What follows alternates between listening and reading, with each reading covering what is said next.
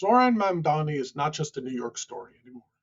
He is becoming the face of a much bigger question within the Democratic Party.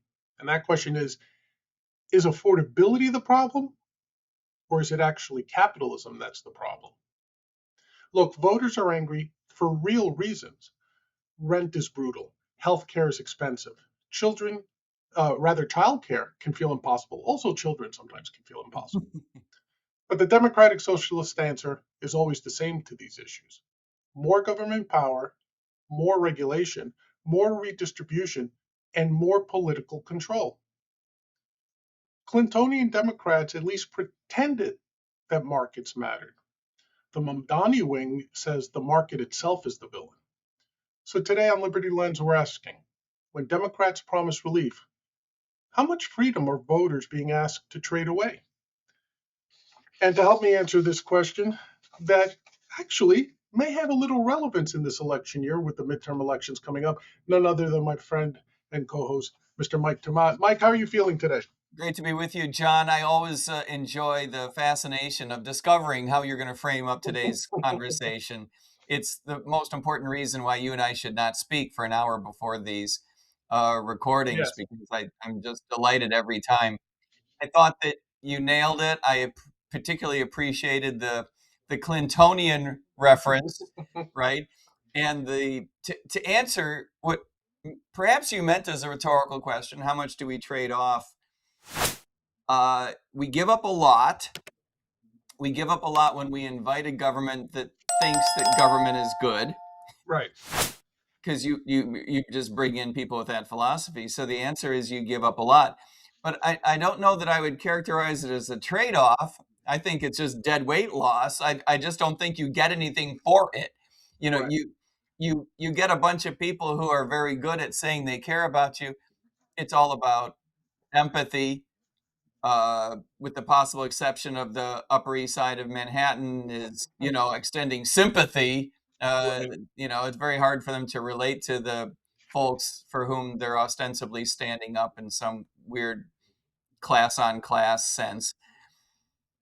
But I do believe that you're right. This is part of a bigger picture. I don't think socialists are going to be elected in congressional districts all over the United States, notwithstanding that there is a robust fight going on in Colorado, number one, right now, Mm.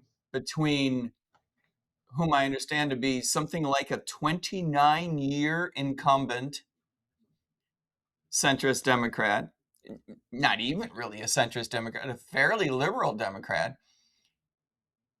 A run is being made at her by a socialist inside the Democratic Party for the primary. That's a real thing that is happening, but I don't expect socialists to be winning elections all over the United States. Yeah, it's one of those things though that um, I think you'll hear this often. It's almost hack at this point, but considering how close elections are in terms of controlling Congress, especially the polarization, the it's my way or the highway, one or two fringe candidates, not just socialists, like if we could make the case that say two or three libertarians could get in, or liberty Republicans within the Republican Party, that might tip the scales because every vote is precious at this point, right? Yep. So just to set the stage for the folks, what's triggered this episode was the New York Democratic primaries. New York, clearly a blue state. And in Uh, particular, New York City, New York City, not just um, the brightest, blue. bluest spot. Yes, famously, it's from whence AOC has arose, right? Right. Um, the mayor of New York, Zohran Mamdani, an avowed Democratic Socialist, Uh, he's on TV every other night asking the citizens of New York to embrace the warmth of collectivism, as he likes to say. Has announced great socialist ideas, innovative things like rent control and price controls and things, that have never been tried, and where they have been tried have always worked, as we all know. He Yeah. said sarcastically, hashtag sarcasm. Yes. Um, They've been three, tried in New York and they fail. yes, and everywhere else they've been tried. Yeah. Punchline. Right. Yeah, yeah. But three of his backed candidates won primaries. I'll read off their names. Yep. Dar- And uh, two of them against incumbents. and against Democratic incumbents, right? So, and I will ask for forgiveness on these names initially. Darializa Avia Chevalier, Brad Lander, and Claire Valdez. Now, uh, Lander beat Dan Goldman, the incumbent Dan Goldman, Yeah. who, as far as I could tell, I always like, oh, he's really in there with the Democrats, right? He's the one who's always, Yeah. big with anti-guns and things like that in Congress. So you're not talking about these socialists pushing out Centrists. centrists, right? That's the Yeah, these are not people straddling the independent sphere. right, right. That's important. Like these, so Mike, these three folks, and again, odds Yep. are they'll win the general race, right? New Oh, York, New York, absolutely will. right? Um, this is what triggered the great wave on Fox News and Newsmax and OANN, about, oh, look out, socialism is coming. And on my feeds, I point out that, they're socialists, but really, we've gone socialist already with MAGA to some great extent, right? And so, but what's interesting is these folks have latched on to what you and I have said many times on this show. They're latching on to real problems for the citizens, right? So it's the extreme response to MAGA, the way MAGA was the extreme response to the leftward drift of, say, the Obama Yeah. campaign. Yeah. I think that's right. I think that's exactly right. And I think that it's not just a reaction to real problem. It is. It's a Mm, reaction to real problem. People are perceiving problems that are very real to them. You may not have a lot of sympathy for these problems in a historic concept, in historic context. You know, you may feel one way or another about the constituents in these congressional districts, but they are expressing their interests in an honest fashion. This isn't a whole bunch of people pretending to vote for socialists, right? They really do perceive that they have economic problems and they're looking for a politician to address them. And I choose my words carefully. They're looking for a politician to address them. They are looking for a solution, but the first step toward a solution is finding someone who hears you. Your Clinton ears should be ringing, and someone who understands you, or at least can assert such, and has some sympathy slash empathy for your situation. That's the first step, right? right, The difference between having a politician who hears you and has sympathy and a politician who can actually help may be critically important. We may recognize that as arguably what's most important is that differentiation, finding someone who can actually help. But to the great majority of voters, it's plenty difficult to discern the difference between those two. We cannot, in some sense, we should not expect that most voters are able to disentangle. Most voters aren't, they're not putting themselves through a graduate program in economics, right? Or how capitalism works, how uh, manufacturing systems work, how service industries come into being, right, how network effects create certain economic situations in a big city. You can't disentangle all that. The best you can do is find a politician who seems to give a damn. right. And I think the parallels to MAGA and Trump should not be lost on MAGA and Trump, ironically, right?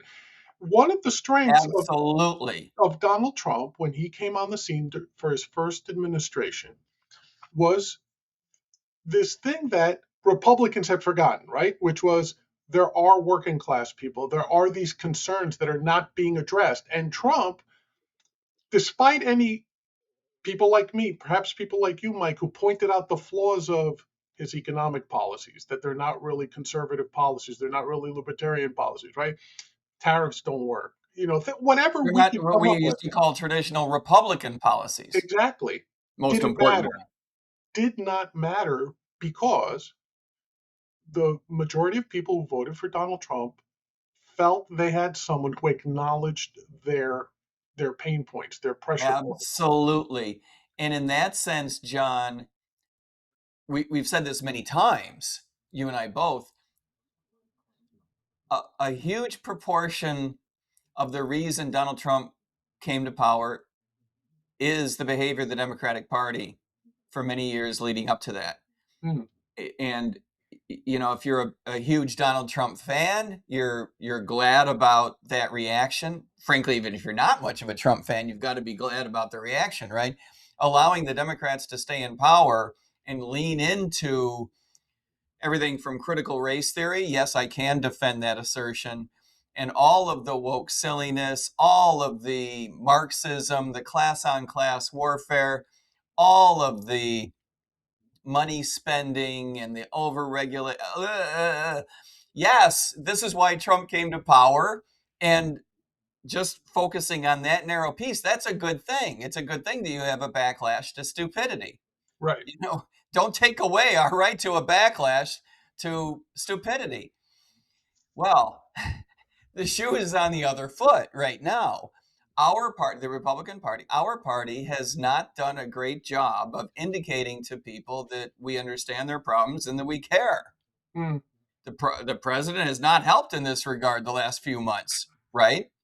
Well, I was going to say, Mike, very specifically, when Mamdani got elected, you and I did an episode, and you said, look, he addressed issues that even though the Democrats, the centrist Democrats, the Cuomos and the Eric Adams did not address, right? Which was Yep. people can't make their rent, people can't afford their health care. Yep. And he at least acknowledged that. And neither did the Republicans. Neither did the Republicans. And if you think about President Trump, look how he refuses to admit that there's an inflation issue, right? We hear things that his choice for the Fed, rather than speak about inflation perhaps more honestly, they're talking about changing the way inflation is measured. Now, there may be valid reasons for that. But if you're someone struggling with It's affordability, a bad time to do it. If you're going to exactly, change the definition of how you analyze these things, do it when you're at the top of the roller coaster, not looking like you're trying to manipulate things, which of course is what politicians do, right? exactly. So And when you change how we measure things, you change, it's a difference between 1.9 and 2.1. It's right, it's not, all of a sudden you're right, we don't have 4% inflation, we only have 1.5% inflation. No, that's not how this works. you're right. And so in that context, I think it's very understandable that in New York, at least, right, which in some ways kind of leads the light for that wing of the Democratic Party. Like between New York and California, you're going to get the most fringe leftist ideas, the most progressive, the most DSA, democratic socialism of America. You're going to get more of those sort of like canaries in the coal mine coming out of New York and California, I would venture a guess. And in New York, we're seeing that. Mamdani got elected mayor. Now his preferred candidates have won the Democratic primaries. As you said earlier, that might as well mean they're the ones who are going to be in Congress Yep. next term.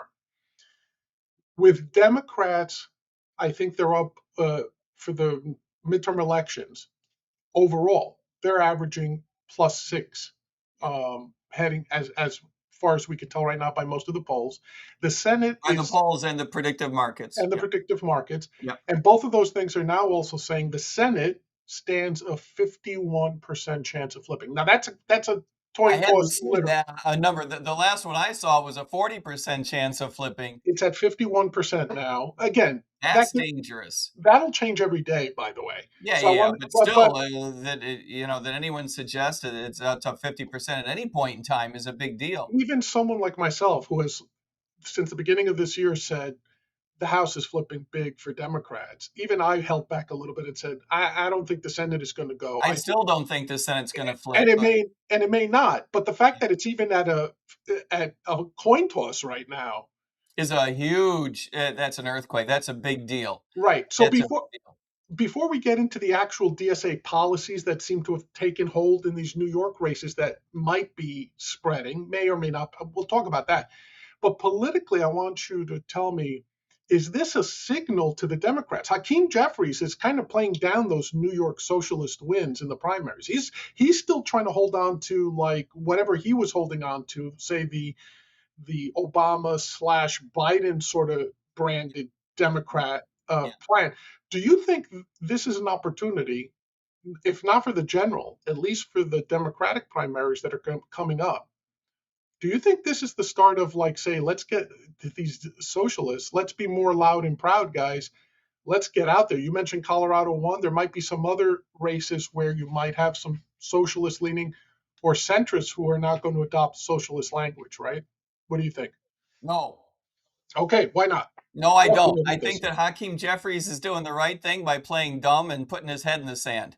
As a matter of fact, that would be the totality of my advice. Okay. Um, Now, the other thing he's got to do politically, that's what he's got internally as far as the Democratic Party, right? I just saw him on CNN a couple hours ago trying to pretend like, poor Manu Raju is chasing the guy down the hall. And Hakeem is like, everything's going to be fine. Everyone just settle down. I'm going to be the Speaker of the House and everyone's going to love me. And, stop asking such stupid questions. This is his attitude, which I Right. think is both correct and is what I would advise him to do right now. Don't get out ahead of your skis in some big philosophy debate that nobody wants to hear. Nobody watches CNN anyway. CNN only exists so that people like me can get a Democratic opinion once in a while. That's its highest Right. and best use. He doesn't. Don't worry about Manu Raju. He did right by stiff arming him. But having said that, Hakeem and the rest of the Democratic caucus, all of his incumbents, have got to get good. I'm not suggesting that they suck at it, but they've got to be really good at expressing their sympathy for the economic plight of Americans. Which is their strongest issue, by the way, right now. You've got the Of Iran course it war, is. you've Of got the course it is. Epstein files, and you've got the economy. They are professionals at this. It's their Super Bowl. Go out and be sympathetic, Mm. right? By the way, it wouldn't kill people in our party. It would not kill Republicans to act like they at least understand the problem. Now, as an example, Right. we understand that when President Trump said, I don't think about Americans' financial situation, we understand that the reason he said that was because it was in the context of negotiating with the Iranians. And he had to act like, no, don't worry, I'm being a hard ass with the Iranians. I don't go in there with a soft backside. Right. I don't wear on my sleeve how much I care about Americans, which is the right attitude. Right. But when you turn around and you face us, right, you don't say, watch me kick this guy's ass in negotiation by saying, I don't care about you. You've got to say, look, I really do care about you. You got to find a way to signal that without undermining your position with the Iranians. I'm not saying that's easy, right? I'm not saying that's easy, but clearly the president blew it, right? Maybe 6 out of 10 politicians would have blown it, but he did. Mm. And now it's out there that Republicans, starting from the White House, just don't care. And if there was any doubt, the president leaned into it by saying that this housing bill that passed both the House and the Senate and is coming to his desk, I think it should be there.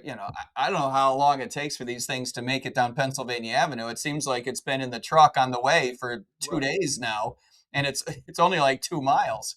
So I don't know what's going on. But when it hits his desk, he has to decide whether to sign it or allow it to become law. He's got to figure this out, right? He says it's a yawn. Well, he's holding it hostage for the SAVE Act, Of correct? course he is, but he should say that. Right. You know what I mean? If your strategy is there's something more important, and so I'm not going to sign this until I get my way on what's really more important. And he has said that, then continue to say if that's your thing.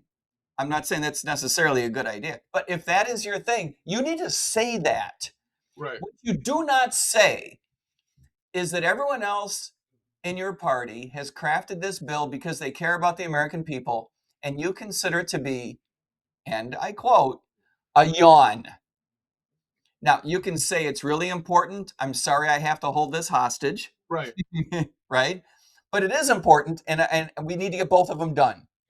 But that's a very interesting thing because there's parallels to his initial attitude, maybe even current attitude about the Epstein files, right? Like Right. when Massey and Rana brought this to a head, he literally said, "Why are we still talking about Epstein? This is Yeah. a nothing After burger." campaigning on it for a year. Right. Yeah. But his indifference to it made him look bad, and it also made it look like he's hiding something. Yeah. Similarly, you could see the same approach. So I guess I'm asking you again. Do you think this is the president's personality? Do you think this is his personality in terms of dealing with something that he wants to go away, or is this again bad advice? Because if nothing else, he should have learned from the Epstein debacle. Okay, this is I if both Yeah. parties are aligned on this, the very least I should do is give it lip service rather than to say it's a nothing burger. It's a Yeah. I yawn. think it's both. It's how he actually feels. I mean, Mm, the president is nothing if not transparent. right, Uh, it, Surrounded by a lack of advice. I don't even know if in this case it's bad advice. It's just a lack of advice. I don't think there's anyone in the White House who is saying, you know what, boss, I think you should go out there and you should say you don't give a damn. I right. don't think anyone is saying that. He may be surrounded by people who know that he needs to act like he cares and they just don't have a chance to make their case, or he's just not listening. Right. But clearly, I don't think he's faking a disdain Mm. for these affordability issues. I think that's really how he feels, is that this is a yawn and it's not important compared to the SAVE Act. We can talk about, what weird reasons there may be that he cares so much about the SAVE Act other than just voter ID. Voter ID is one of the most popular topics on planet Earth, and yet they screwed it up with the SAVE Act by adding in all the other BS, and now he's got to have it, or else he doesn't want the housing bill that everyone else does want. He could have both.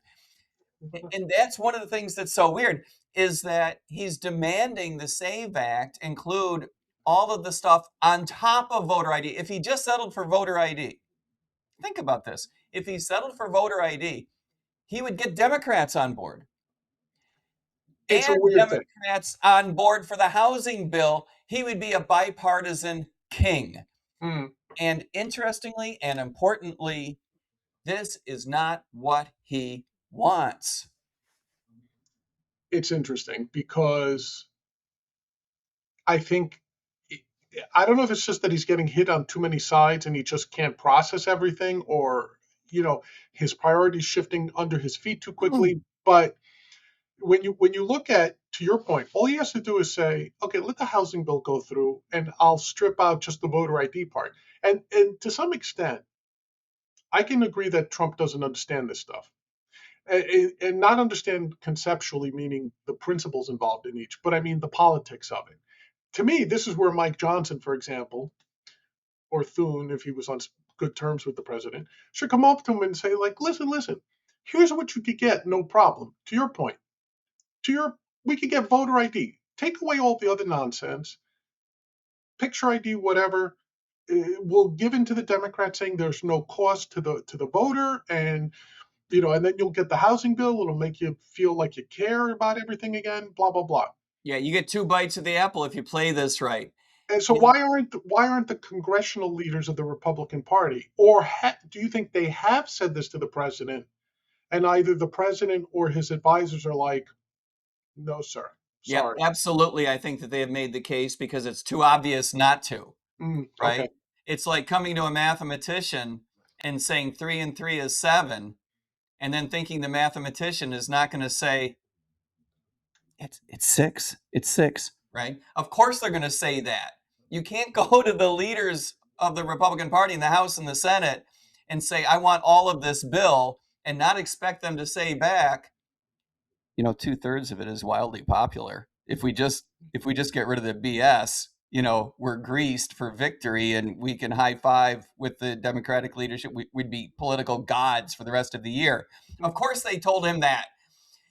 And that brings up a very important point. Why won't he take his two potentially simultaneously huge bites of the political apple? And it is because it is inescapable that he wants all of the stuff in the SAVE Act that is other than just simple voter ID. Right. And I don't want to go down the rabbit hole. We could save that for another Well, episode. and that's a different episode. Right. But what I fear Yeah, is that I'm sorry, I'm talking over you because I'm so upset. that's okay. You can talk over me and be upset in a moment. Um, what we all fear is that a whole bunch of people are going to draw the conclusion, we hope it's incorrect, that he is so either distrustful of the electoral process, in which case he's going to undermine his party's own chances to win, Right.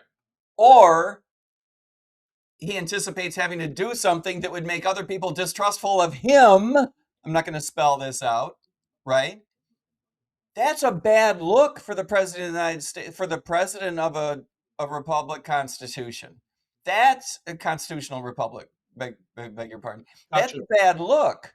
That's a bad look. You should be taking voter ID and not leaning into the need for all of the rest of it. So this is a problem. Now, back to your earlier point. When you focus on these things that most people don't care about, this isn't just a problem of listening to your advisors and getting good press and getting a good political wind at your back coming into the midterm election. That's what a lot of Republican elected officials are upset about and should be upset about. But for the general American populace, they see that the president and the White House in general is enamored of stuff they don't care about because he says so. Voter ID is not enough.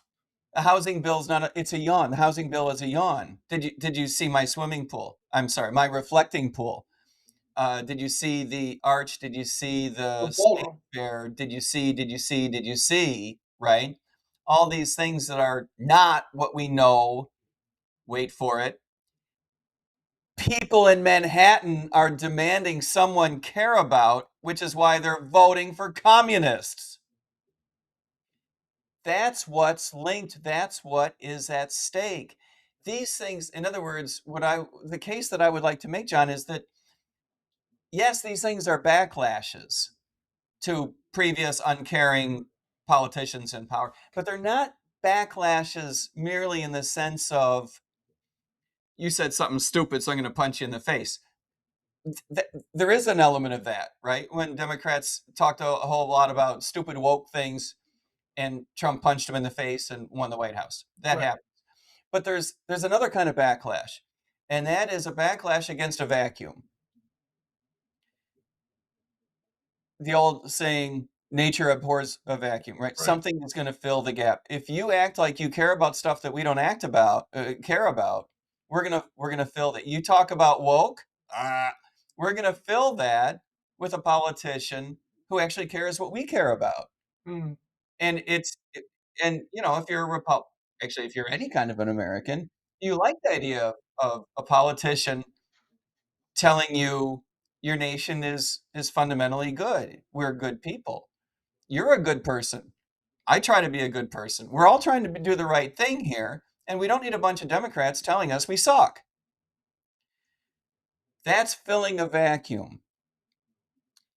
And I fear that the president is creating a vacuum in which people will step. Yeah, I agree with you. I think the fact that he's forgotten, I think back to some of these comedians sometimes. I'm a big fan of comedy. And there used to be this one of my favorite comedians was Patrice O'Neill, and he was roasting another comic. And at one point, he just looked at him and said, "Hey, man, have you forgotten why people love you?" Because he was going off on some avant garde type of comedy, right? And this guy basically rhetorically slapped him in the face and he said, "Have you forgotten why people love you? It's because you make them laugh," right? Yeah. And I think President Trump may be suffering from that a little bit right now. Like, have Yeah. you forgotten why people voted for you? Have you forgotten what made as Right. certainly at least half the Because he would country stand level. up for us no matter what. For a certain population, he would stand up for them, and Right. it didn't matter if other Republicans had fancy, quote unquote, fancy education that told them why what President Trump was doing was wrong. Again, we've said it. Like Ronald Reagan would not consider Trump a Republican. Ronald Reagan would not be embracing Donald Trump's policies right now. Right. But that's distinct, right? The same way Reagan came across as caring about people to a certain segment, Trump came across that way. He doesn't come And across he that way anymore. addressed the problems that were out there. At the time, yes, you're Yeah, right. at the time. I mean, it was a different time, a different Sure, guy. It's always hard to bring analogies forward in time, sure. but you got it. Yeah, And I think, look, one of the things that you and I spoke about briefly, I'd like to touch on, which is to say that these very left-wing politicians, let's throw them in the large, perhaps slightly unfair bucket we call socialism. sure, Socialism, a lot of people on the right have become fond the last few years of characterizing socialism as a social disease, which I understand. On some level, I get it's a cultural problem. mm, As an economist, I would call it a cultural phenomenon. It's a cultural problem. Socialism is not an economic problem. It's when you go to economic school. Trust me, I've done too much of this. Right? When you go to economic school, you don't learn capitalism, for a few weeks. Then you learn Marxism, and communism.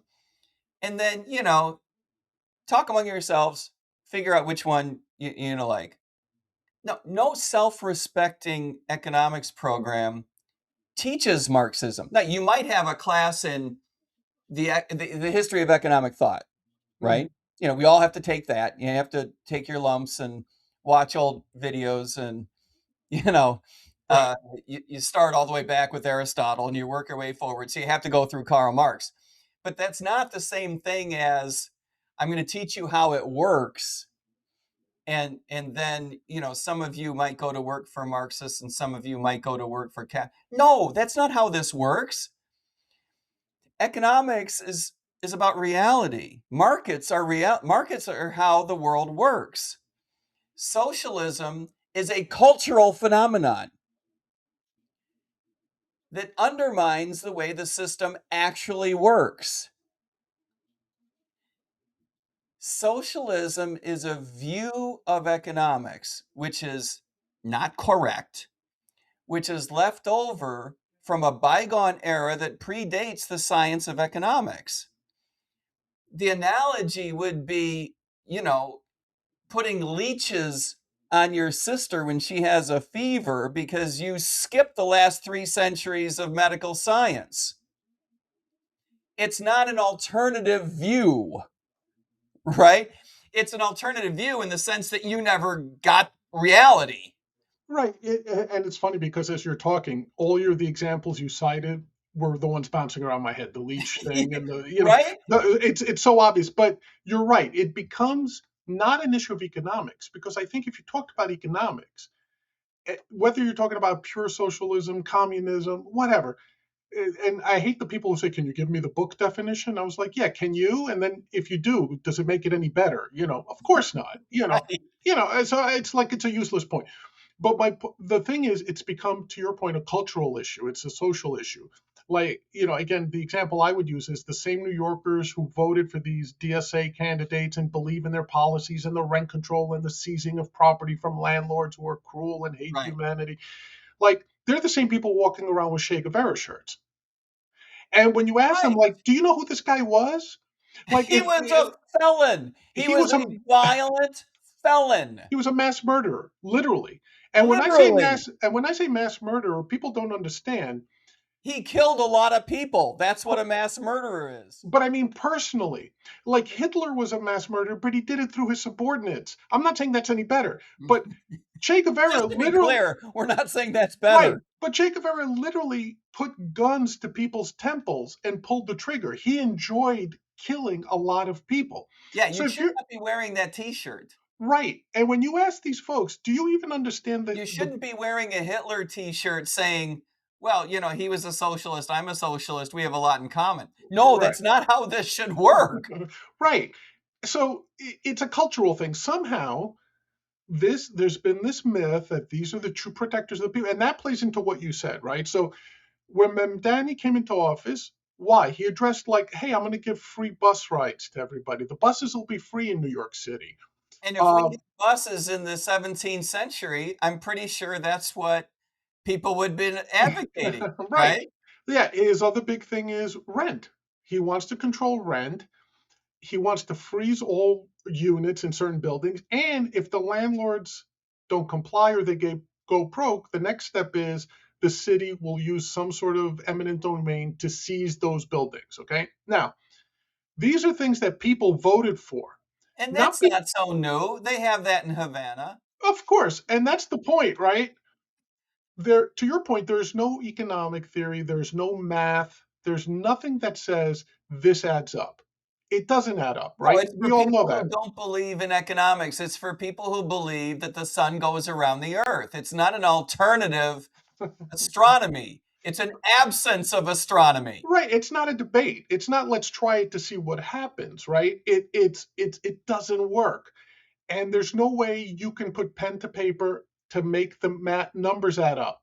Right. Now, the part of it It's though the that 2 plus 2 is 5 coalition. of course, the part that resonates though is that when Mamdani gets up and says, I hear that you can't afford your apartment, New Yorkers. I hear that your grocery bills have doubled essentially in the last 2 years.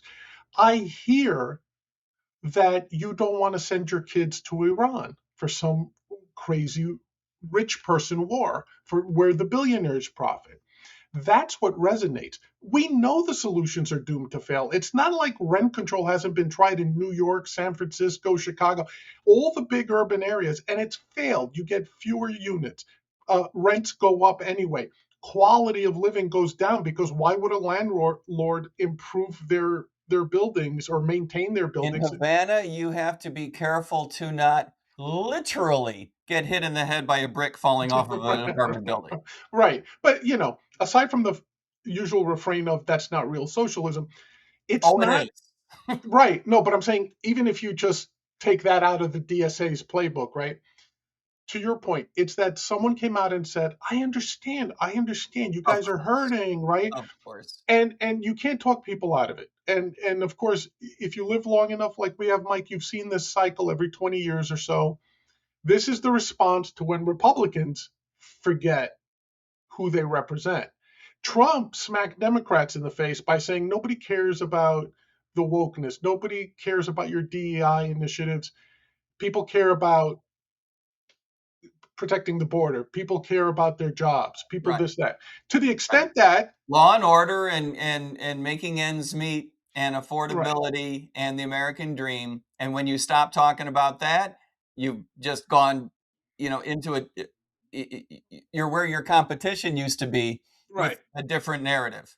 And as if to prove out the horseshoe theory of politics, which means if you go far enough either left or right, you end up at the opposite end of the political spectrum. If you stop caring about those Right. of us in the middle, as you and I have discussed, I don't know if this fits with your horseshoe theory or just has the same Yeah. outcome, but we've often said American politics has broken into two teams. On the one team are all the crazies on the left who don't care about us, and all the crazies on the right who don't care about us. Right. They're one team, Right.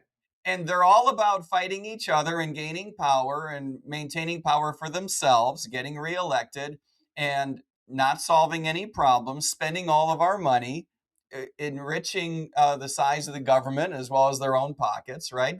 That's Team A. You and I and 300 million Americans, 340 million Americans, we're Team B. It's them against us. Right. Right. And it's interesting because I go through this online, with some of these DSA supporters who are like, oh, socialism means, taking control of the means of production and heavy regulation and all that. And I said, oh, so then you should support President Trump. He's taken over parts of Intel. He's taken over parts of the quantum mechanic field, Yeah, the quantization field, and all that. But they don't see that, right? Oh, what are you saying? Trump's is a socialist? Well, yeah, as a libertarian, I would say that. The question is, would you say that? So again, it just all comes around again. If and there's leftists now, like the Jimmy Dores, who are supporting Trump, right? Because right. and then when so it's Oh, this everything's is just how you get in a situation where someone says, "Oh, I miss Bernie Sanders. I can't vote for Bernie Sanders anymore because he's not running. he's I'll vote for Donald Trump." And yeah. and squeeze me? What? Yeah, well, that's that's how this works. Joe Rogan famously, right? He couldn't. Joe Rogan. And a piece of this that we haven't addressed is you have we get upset when people sound empathetic, right? By the way, we should probably talk about Bill Clinton. Yes, People that's a sound must. empathetic and that's all they have, but it's enough, right? That Right. drives us crazy, right? That's Mamdani, for example. That's Mamdani, for example, although he backs it up with some communism, so he does have something else in his back pocket. But that's what leads to um, the Elon Musks of the world saying things like empathy is extremely dangerous to our society. And what he means, by the way, he shouldn't have said it, at least not like that. There is a more sophisticated concept there, right? But don't Right. say it just like that. You sound like a jerk, Right. right? You sound like a jerk. You sound I like a mean, robot, which is what he you is. sound He's a like a robot. robot. You Yeah. sound like a robot. And bad on you for sounding like that, because if we don't really care about each other as a species, we're screwed. If you really believe, as we do as conservatives, that the basic unit of our civilization is the family, well, that's completely driven by Empathy. empathy and sympathy, giving a damn about your fellow fellow family member, if not your fellow American. So, Right. ease up, Francis, on the anti-sympathy thing. What he means, of course, is that when you have no further understanding of how the world works, except that you know, you care about your fellow Right. to such an extent that you're willing to take money from person C and give it to person B because it makes you as person A feel better, that's what's a problem, right? Right. That's what's a problem. And there have been books recently written on the problem that empathy can present. But what we mean by that, when it's merely empathy Exactly. and Yeah. no understanding of how the world actually works, right? Right. Being a parent is complicated, Right. Right. right? You can't merely be empathetic and be a good parent. You have to understand a modicum of child psychology and then adult psychology and a modicum of economics and a modicum of how the business world works so that you can encourage your kid to eventually become self-sufficient. Because if all you've got is empathy, you may be a very popular father, but it's because your kids are on your couch and they're 45 years old, right? Right. So you got to have a little bit something else going on. And I I, think that we miss a lot when we just characterize things, at the zeros and 100s, to your point. right. Right. And I agree. And I think that's a good segue into Bill Clinton, um, a Democrat. You and I both lived under his administrations. And what was interesting about Clinton was super empathetic, right? Yeah, There's that famous line when he was running, he was our first black president, right? And right. that was because he connected with the disaffected in this country. He came out of nowhere. People forget. When he first tried to run for president, he was a laughing stock. It was a speech at the DNC where he set himself up to become president, where he gave a very moving speech. And the fact that he people felt that he heard them. I mean, in the 90s, even as someone who was politically against him in the 90s, you Just could to have. to dot that I, when he gave this speech at the Democratic National Convention, it was so long and boring that when he said, I think the words were to wrap up or in summary. I think it was in Right. summary. Everyone cheered. Everyone cheered. Yeah. All of the national delegates cheered to get rid of this very young, nice, articulate, smart Yale graduate, governor of Arkansas. I mean, this is not a nobody schmuck Right. off the sidewalk, but they cheered to get rid of him. Yeah, it's actually amazing what he accomplished after that political setback when you think about it. But the point was that people, especially the disaffected in this country, largely minority groups that were always in the Democratic camp, um, they felt that he heard them. They felt that he understood their pain, and he said he'd do something about it. But to your And, point, John, go let me ahead. spin just for Yeah, 1 second, because your story is really interesting. Again, I didn't know where you're going to go with this.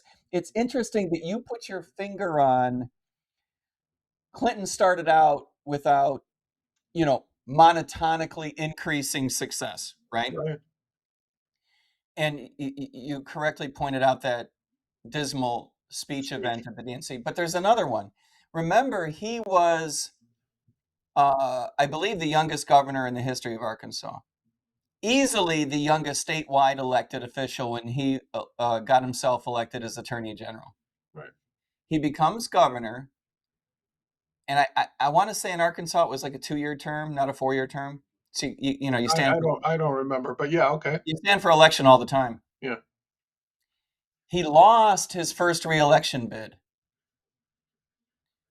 got his butt kicked, Mm, and immediately went on tour, in the pickup truck around Arkansas, and spent, a year and a half on a listening tour. Now, say what you will, and we can all make fun, right? And we will. yes. I mean, who doesn't love to make fun of Bill Clinton? Right. I spent all of 1992 working for Bush Quayle, so no one can make fun of Bill Clinton. Um, Fascinatingly, this is a guy who, mark my words, made failure an asset, because it it painted him in humility. Mm, And Bill Clinton had such a huge ego, an unassailable ego, Trumpian ego, mm, but knew how to express empathy and therefore could withstand failure. I think his ego could have withstood a nuclear holocaust. mm. He did not have a problem driving around Arkansas, humbling himself in front of every human being he could find. And that put him in good stead for the rest of his life. It did. And that empathy, that sympathy that he felt for people was real. And again, I would parallel Yeah, that to Trump in the first run. I think that not the same personality, right? Like you right. said, Clinton could learn from his mistakes. He could humble himself. That's something you will never see from President Trump ever. It's like Right. it's That's not not part of his different wheelhouse. a different wheelhouse. But to the extent that they both seem to connect with the common people, so to speak, the disaffected, yes, I agree with you. But what's interesting about President Clinton is, unlike other Democrats, where you said maybe the empathy was there, but they had no practical execution for that empathy, Clinton did. Yeah. People forget Clinton worked with um, Newt. Gingrich, Newt Gingrich. They balanced the budget. They had Amazing. a balanced budget, and we're talking about 30 years, which is not a long time historically, right? And in 30 years, we went from a balanced budget to trillions in deficits, right? In He annual deficits, in annual not deficits, just in accumulated debt. Every right? year we're adding trillions. Exactly. You have a lot. You could say a lot about some of the mistakes he made. He let Bin Laden slip through his fingers. He did a lot, but at the very least, there were elements of Clinton as a Democrat that some conservatives could latch onto economically. He believed in the markets. He believed in free trade. Now, did he believe in compassion with those markets? Like, look, I've always said, as a free marketeer, free markets are incredibly efficient. They may not be the most sympathetic, markets being what they are, right? But they're incredibly efficient, and you have to work off that efficiency. Clinton understood that. Let's have free trade, North American free trade. Let's have these free trade zones. Yep. Trade is what makes everyone wealthier. A rising tide, Yep. morning tide rises all boats. Whatever that saying is. I'm not a sailor. No, you nailed it. He It's he understood. Reagan-esque, but you got it. Right. He understood that. So much, and again, I'm drawing a lot of parallels, Mike. Hopefully, you can follow me. That's what happened in Sweden. People assume Sweden was this socialist paradise. The DSA always likes to say we need the Swedish model. Talk to a Swedish economist, talk to a Swedish citizen. It was good old They don't capitalism. miss the 50s and 60s. No, and they don't miss their socialist experiment in the 90s, right? Because they'll tell you it was capitalism that made us wealthy. It was socialism, the need to be empathetic, that took them away from that. And now they had to And start they came over roaring back because they were willing to hit the reset button. They said this because they were socialism, willing to hit the reset. That right? is exactly right. To Right. say that the Swedes are socialistic is such an insult to the efforts that they made to leave it behind. Because Johan Norberg makes that they did point. Yeah. institute it, in the 50s and the 60s, and then by the 90s they were pulling it out root and branch. Good for them. You think that's easy? It is not easy. It's politically difficult. By the way, it's not just as a matter of policy difficult, but it's difficult to implement. This is a whole nother episode. Right. It's very difficult to pull this off, but pull it off they did. And to suggest that they remain a socialistic country is not only wrong and just dumb, but willfully insulting to the Swedes that put in so much hard work. So that's a real shame that for some Americans they haven't allowed the Swedes to shake that stupid reputation. Now it's interesting. As we were talking about, like you said, we don't discuss the episode, but we kind of agree on bullet points, and Yeah, we say, okay, here's the topic. And one of the things you did mention to me was this, that you kind of viewed Bill Clinton as sort of like a lever, a pivot, a critical point in Democratic politics. Because with yeah, Clinton, say what you want about his affairs, literally, with the Lewinsky affair and whatnot, terrible. right? But in terms of policy, especially Yep, economics, he was yep, still tethered to reality, right? And yep. after Clinton, in my opinion, I think yours as well, the Democratic Party just said, for whatever reason, we're not doing that anymore. Yeah, it was all downhill. I think that if you were to look at Bill Clinton in those days, y- y- y- you would have to categorize him as a modern day Republican, right? The same has been said for people like John Kennedy, for example. I don't know if that's Right. all that fair, but I get the point. But in Bill Clinton's case, not only did he balance the budget, which was, critically important, but there are two other things that we don't necessarily like about Bill Clinton, but uh, don't fit with the 1970s stereotype of a Democrat. One was he was he had famously said that he detested the military, hated the military. He had written this very early. He did not write this as president of the United States, right? It was But in college, wasn't it? Or it was in closely? college. It Yeah. was something, trying to dodge the draft, right? Which everyone did in the 70s. I Mhm. understand that.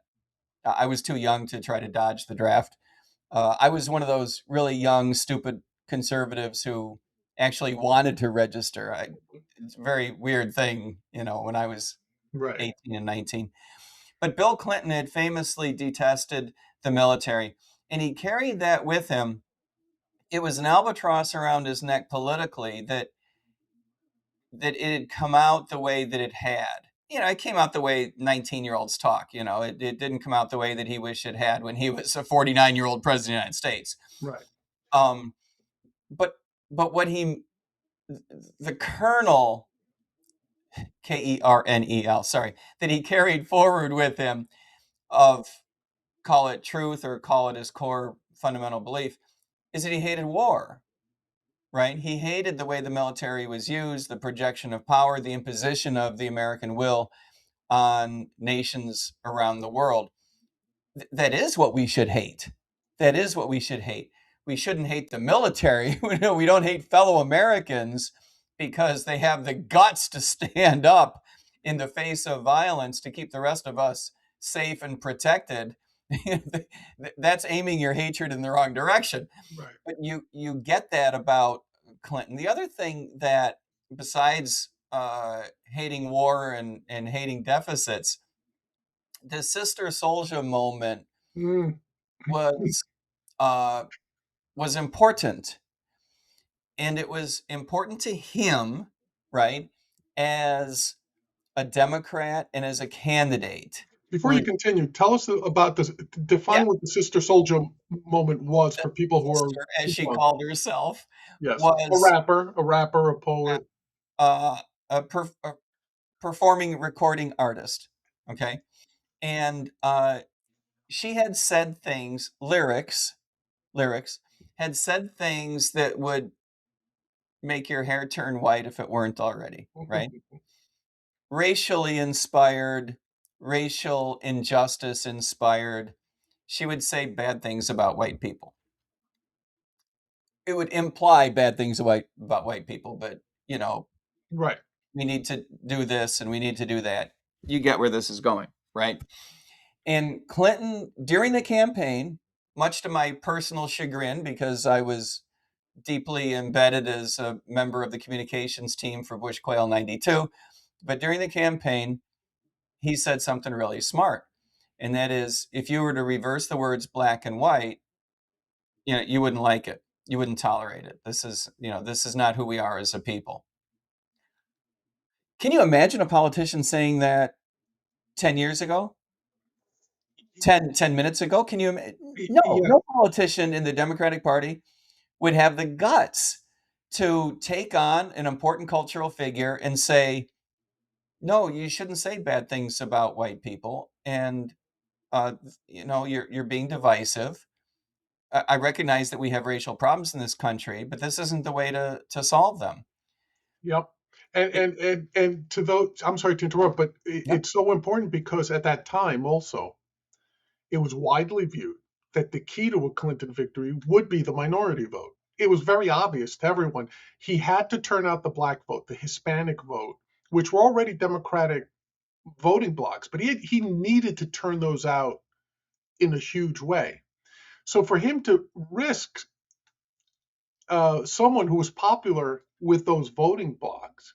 And again, the 90s also, people have to remember this was the time when you had Ice T, was it, with the F the Police song, and you had NWA getting chased out of venues by largely white cops, right? So it, it, when you take the environment, the social environment at the time, he was taking a huge risk by standing, and again, this is very important, against his own party.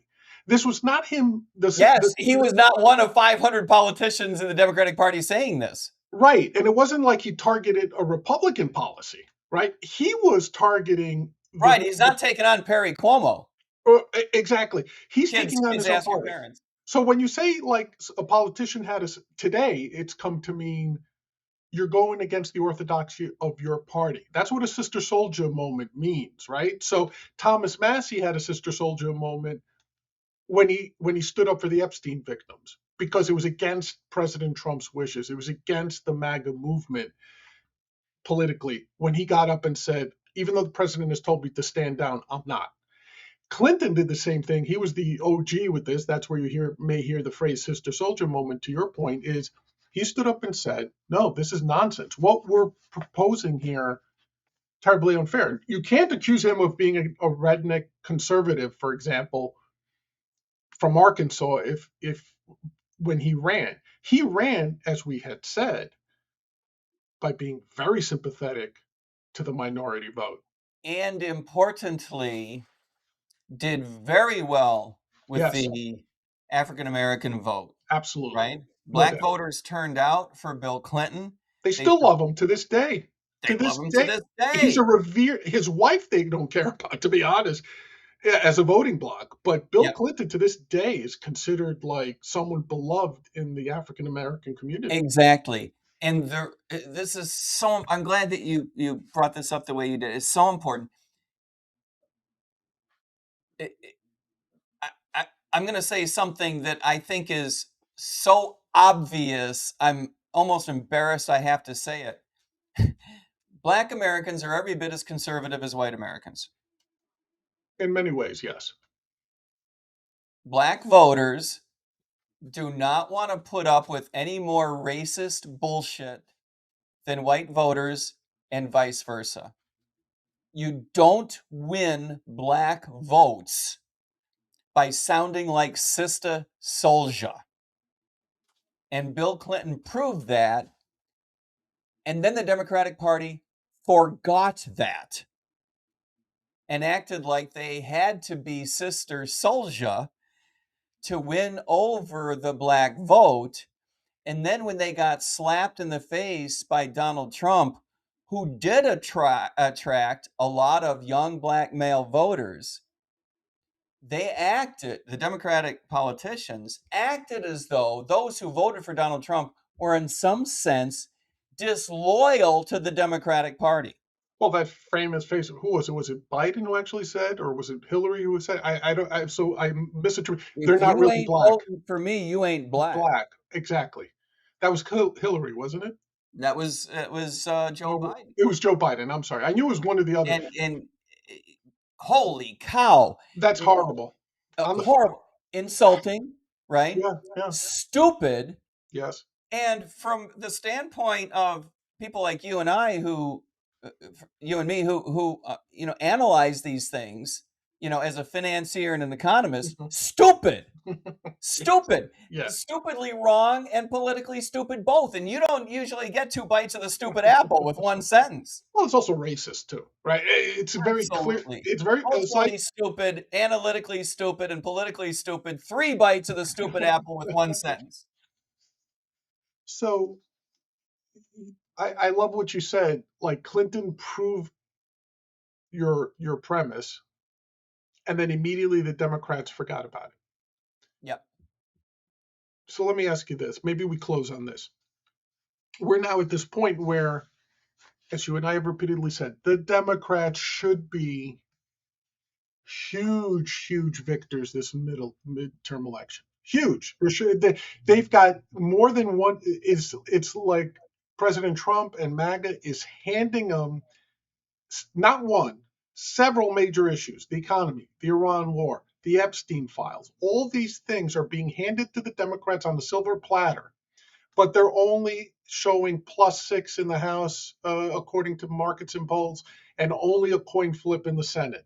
They should be polling miles ahead. The strategy for every Democrat right now, to your point, should be keep your mouth shut. Do not engage in any foolishness with the Republicans. Do not take the bait of President Trump's trolling. None of that. If you just keep your mouth shut, you'll do well. Why do you think they're trying so hard to lose the midterms, though? Why are we Democrats? Democrats? Yeah, I mean, I think the Republicans can't undo what they've done. I think the Republicans are trying to lose. Fair enough, but I mean, the reason. Democrats. Yeah, I know the answer to this. Go ahead. I've been waiting for you to ask me. Go Okay, ahead. here's the answer. Here's the answer. Because the Democrats are the Cro-Magnon equivalent of political science. Okay. Because they missed the Enlightenment, they missed Adam Smith, Right. they missed much of the Constitution, they missed the Industrial Revolution, which is why they don't understand the communications revolution or the AI revolution. Right. They have just missed 300 years of American history. And they still act like these are feudal times and it's class on class warfare. And the way to get ahead is to take something from someone else.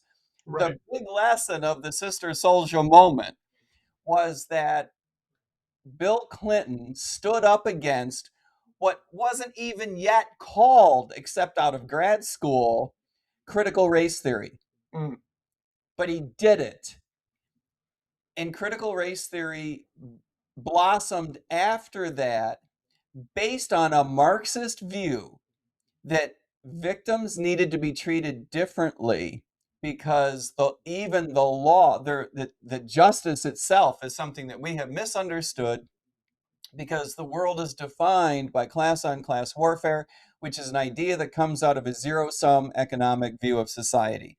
In other words, you have to have carefully avoided ever hearing the words Adam Smith in order to believe this silliness. Right. And to implement it, you have to have very carefully avoided reading the American Constitution. And to believe that technology and the advancement of our species is an important thing, out of the way of which you should get your ass if you're a politician. Mm. Means you have to very carefully have avoided the Industrial Revolution and all the lessons that came after it. For these reasons, the Democratic Party not only will not, but physically cannot play an important philosophical role in the debate that shows the direction of American politics in the next decade, unless and until it pulls its head out of its political butt and realizes it needs to stop talking about how to treat people as groups, one group versus another, right? Right. Did you, by the way, speaking of things that we haven't talked about, the Democratic Party's autopsy of what went wrong in 2024, a lot of people in the Democratic Party are saying we need to get better at messaging for this group. We need to get better at messaging for that group. Like, you still don't get it. No. No, you don't. You have to stop messaging for groups, not get better at it. You need to cut it the hell out. The Democratic Party will rise again. Eventually. As the priest used to say, maybe in not our children's lifetime, but our grandchildren's lifetime, right? Sometime in the future, the Democratic Party will rise again. There will be a Democratic Liberty Caucus, like there is a Republican Liberty Caucus. Maybe it won't be called that. But the Democratic Party will have a role to play when it learns that its highest and best use is to stand up for individual liberty and provide opportunity for people to have opportunity, right? Not to provide opportunity on a silver platter, but create an environment in which opportunity can be created for everybody, and stand up for the idea that even the government can be in your way, and we need to protect people from the stupid things that local government does. That's what the federal government should be doing. When the Democratic Party realizes this, it will meet with success, but I have no idea when that will be. Well said, Mike. And I'm going to end this episode on one question. Gun to your head. Is there one Democrat who's doing it right this cycle? Is there anybody you can think of? I can think of one person that I've heard that I think is doing it right. Can you? I know you're loath to do it. Can you find one who's doing it right? As Chase Oliver once said, the gun would go off. The gun would go up. I'll turn the gun on myself and say I think Shapiro in Pennsylvania kind of sort of gets it. He is a good guy. I'm saddened that a guy named Ben Shapiro is relatively unelectable these days. Rick Shapiro, isn't it? Ben Shapiro's the commentator. Yeah, I beg your pardon. Well, he is also unelectable. That's a whole nother Yeah, episode. it's Rick Shapiro, the governor. Rick Shapiro. Yeah, Josh Shapiro Josh in Shapiro, yeah, sorry. Pennsylvania, of course. Yeah. It's sad that a guy with his name is not very electable these days, and that's because we have allowed our foreign policy to be too entangled with the Israeli government that's not even popular with the underlying Jewish population of Israel, right? And so for all of these reasons, it's just gotten too messy, and that's too bad, because he is a good guy. Doing it right, that's a bit of, I don't know if I can go all that far. As far as Democrats go, I mean, He may be the pick of the litter, but he ain't going to be the pick of the litter. Okay. All right, Mike, as we wrap up the show, is there anything you want to let the people know about? Oh, everything. Going to FreedomFest next week. You and I got to work out a way to do the show from the floor of the convention. FreedomFest is terrific. Reach out to me if you want $100 off, if you haven't registered already. We're going to be making a huge announcement there. Huge announcement. We're going to be announcing a campaign, a 2-year campaign, a 2-year national campaign inside the Republican Party. It's all about advancing liberty and improving the processes by which we drive certain political mechanics, as well as advancing the principles of liberty inside the Republican Party. So that's exciting. I look forward to talking to you about that announcement.